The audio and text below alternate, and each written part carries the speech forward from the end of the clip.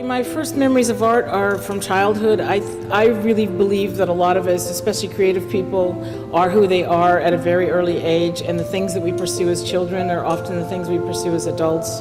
My sister and I were fighting, and I had drawn this portrait on a piece of paper, and she was so angry at me. She took it from me and crumpled it into a ball, and I was hysterical.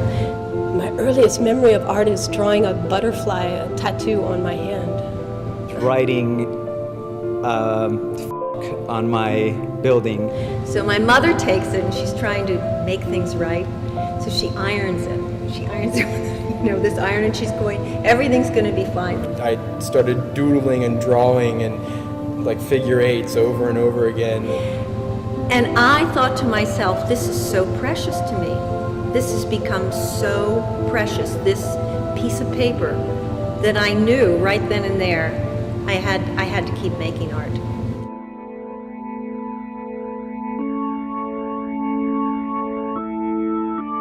2008 was a year marked by historic change. It began with the summer's financial downturn, along with a plunging economy when property values, jobs, and a sense of security. Gas prices hit record highs and later record lows. Then there was the election. Millions of Americans chose Barack Obama as our 44th president, our country's first black leader. 2008 was a dramatic stage, and observing it all were artists. Their thoughts were not heard, but seen. Their work can inspire, incite fear and reflection, or just offer a great escape. It was last year's historic change as interpreted by these so-called wallflowers that defined 2008's Art Basel Miami Beach.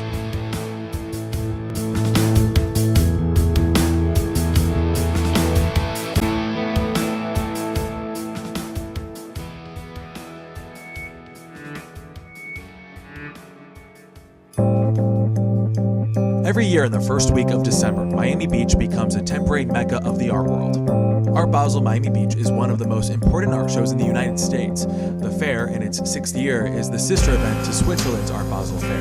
Artists from around the world, along with the galleries that represent them, flock here to show their work to an international audience. I think what distinguishes both Art Basel and Art Basel Miami Beach from similar events is that we have, sort of in our DNA, this mixture of the modern and the very, very contemporary. Whenever we look forwards to a show and whenever we look back on the show, it's all it's one continuous experience. Art Basel has changed not only Miami, but it has changed the United States, because it has given an art world a place for 4 or 5 days where people can come, see the very best of everything, pick up or learn or study or buy, and go on. In 2008's Art Basel, 266 galleries showed the work of over 2,000 established artists. Thousands of lesser-known emerging artists were on display at nearby satellite fairs, each piece, along with the artist who created it, having its own unique voice.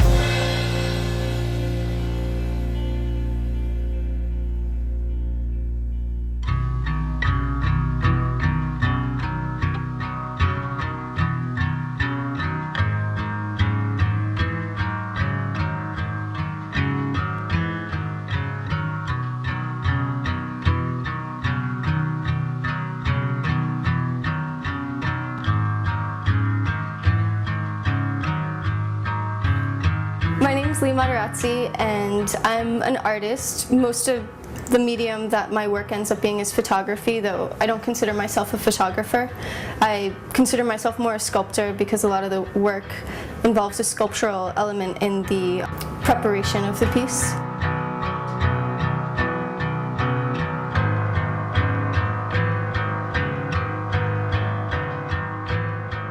My focus has always been on sculpture. I've been a self-taught photographer, I guess you say.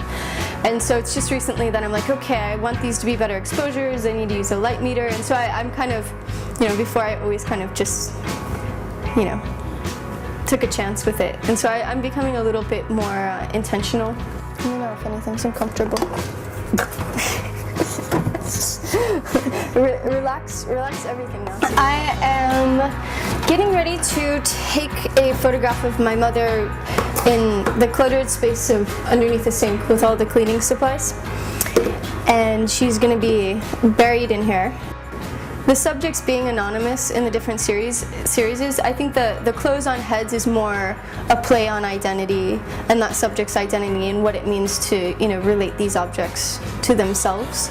And for the other pieces, I wanted it to be more about a collective, you know, more about how people have these frustrations opposed to about the subject, and the easiest way to do that is to, you know, not disclose their identity and cover their face.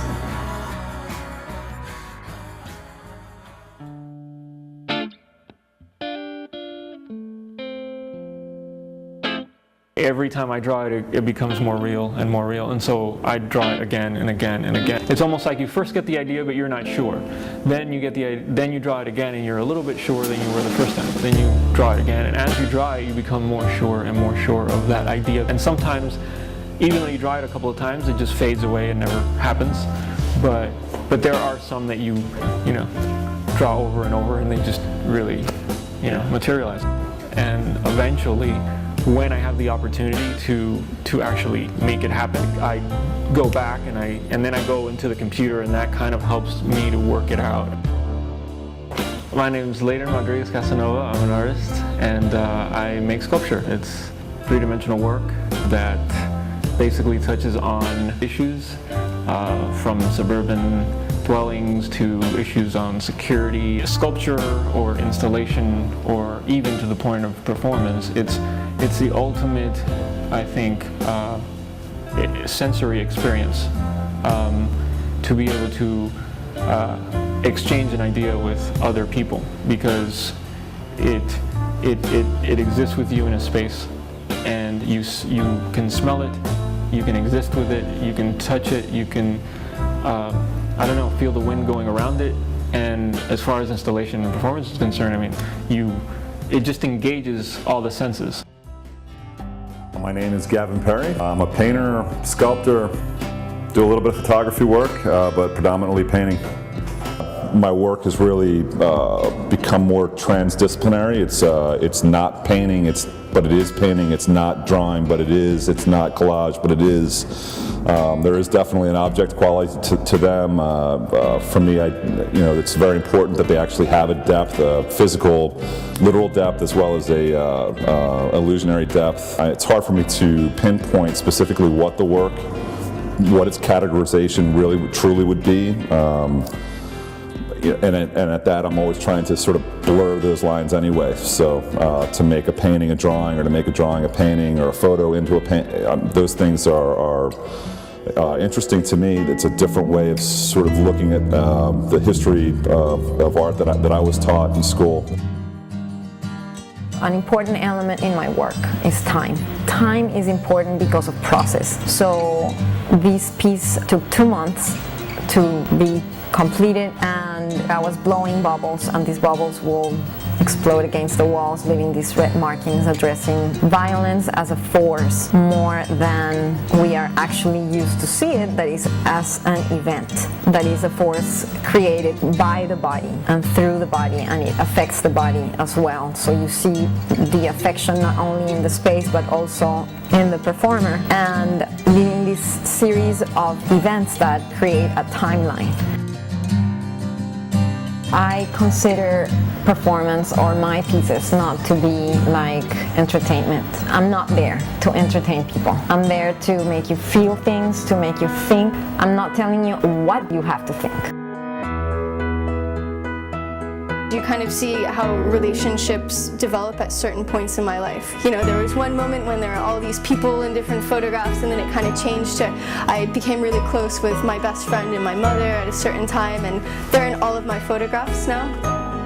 Thinking about that history and thinking about my upbringing, a lot of the decisions that were made in the household and what we went through, and the decision-making process is completely pulling from that, tapping into that history. My upbringing in Philadelphia had an effect early on in the work in terms of the color choices, maybe some of the industrial qualities, and maybe that still rings true in the work now. Though I think Miami's starting to have its effect. I think I'm starting to use more neons and brighter color, a little bit more flash, if you will.